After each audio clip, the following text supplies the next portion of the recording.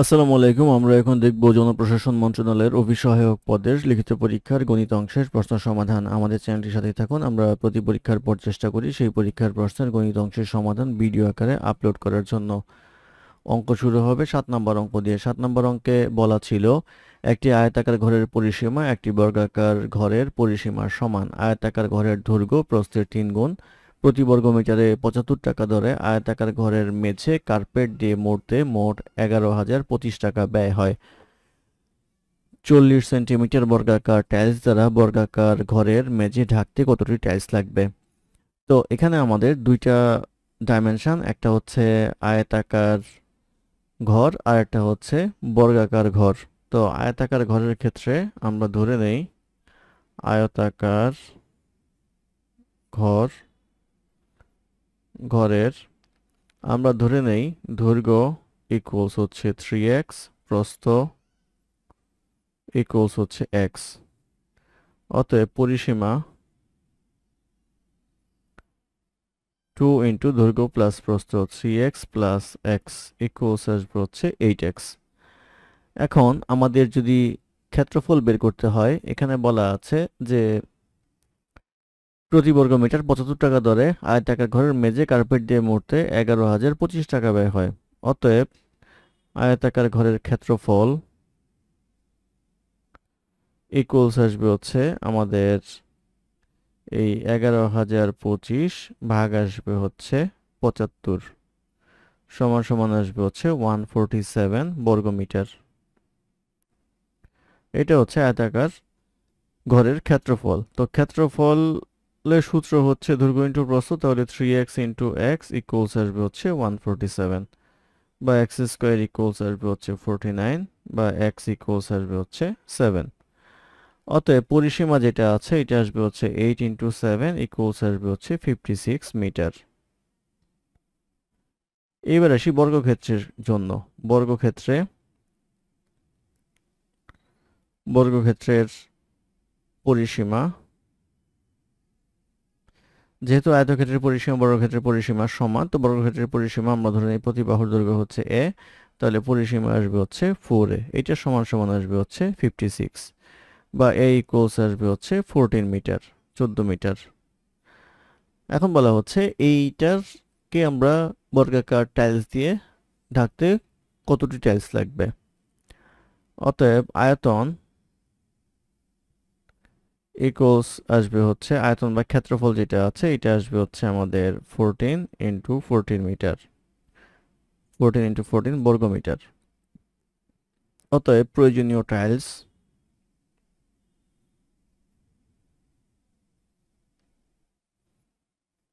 এর সংখ্যা ইকুয়ালস আসবে 14 ইন্টু 14, এটা হচ্ছে ক্ষেত্রফল। প্রতিটা টাইলস হচ্ছে 40 সেন্টিমিটার। 40 সেন্টিমিটার মানে হচ্ছে 0.4 মিটার ইন্টু 0.4 মিটার, যেহেতু বর্গাকার টাইলস এইটা আসবে। এটা করলে আসবে হচ্ছে 1225টি, অর্থাৎ 1225টি টাইলস লাগবে এটা পুরোটা বর্গাকার ঘরটাকে ঢাকতে। এটি হবে এই প্রশ্নের উত্তর। তারপর প্রশ্ন নাম্বার 8। নাম্বার 8-এ বলা আছে একটি বাস ঘন্টায় 25 কিলোমিটার গতিবেগে ঢাকার গাবতলী থেকে আরিচে পৌঁছালো, আবার বাসটি ঘন্টায় 30 কিলোমিটার গতিবেগে আরিচা থেকে গাবতলী ফিরে এলো। যাতায়াতে বাসটি মোট 5.5 ঘন্টার সময় লাগলো। গাবতলী থেকে আরিচার দূরত্ব কত কিলোমিটার? আমরা ধরে নেই হচ্ছে এখানে দূরত্ব সমান সমান x কিলোমিটার। তাহলে যাওয়ার যে সময় সেটা হচ্ছে গাবতলী থেকে আরিচা যাওয়ার সময় হবে হচ্ছে x ডিভাইডেড বাই 25, এটা হচ্ছে দূরত্ব ডিভাইডেড বাই গতিবেগ ইকুয়ালস সময়। আবার আসার সময় x ডিভাইডেড বাই 30। এটা দুইটার টাইম, দুটো টাইম যোগ করলে আসবে হচ্ছে 5.5 অর্থাৎ 5.5 ঘন্টা। এটা লসাগু করলে আসবে হচ্ছে 150, এটা আসবে হচ্ছে 6x প্লাস 5x ইকুয়ালস আসবে হচ্ছে 5.5, বা এটা করলে আসবে হচ্ছে 11x ইকুয়ালস 5.5 ইন্টু 150, বা x ইকুয়ালস আসবে হচ্ছে 825 ডিভাইড বাই 11 ইকুয়ালস আসবে হচ্ছে 75, অর্থাৎ 75 কিলোমিটার হবে হচ্ছে দূরত্ব। এটি হবে এই প্রশ্নের উত্তর। তারপর প্রশ্ন নাম্বার 9। নাম্বার 9 এ বলা আছে x cube plus 6x square y plus 11xy² plus 6y³ উৎপাদককে বিশ্লেষণ করুন। তো এইটা আমরা যদি সাজিয়ে লিখি তাহলে আসবে হচ্ছে x³ plus 2x² y plus 4x² y plus 8xy² plus 3xy² plus 6y³।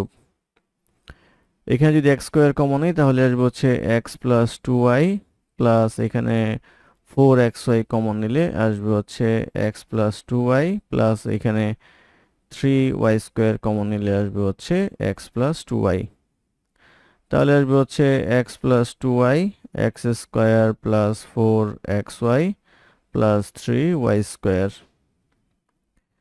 x plus 2y এটা মিডল টার্ম করলে আসবে হচ্ছে x² plus 3xy plus xy plus 3y²। এটা আসবে হচ্ছে x প্লাস 2y, এখান থেকে যদি x কমন নেই x প্লাস 3y প্লাস এখানে y কমন নিলে আসবে হচ্ছে x plus 3y। x plus 2y এটা করতে পারবো হচ্ছে x plus y x plus 3y। সাজিয়ে লিখলে আমরা পাবো হচ্ছে x plus y into x plus 2y into x plus 3y। এটি হবে হচ্ছে নির্ণয় উৎপাদকের বিশ্লেষণ। এটি এই প্রশ্নের উত্তর।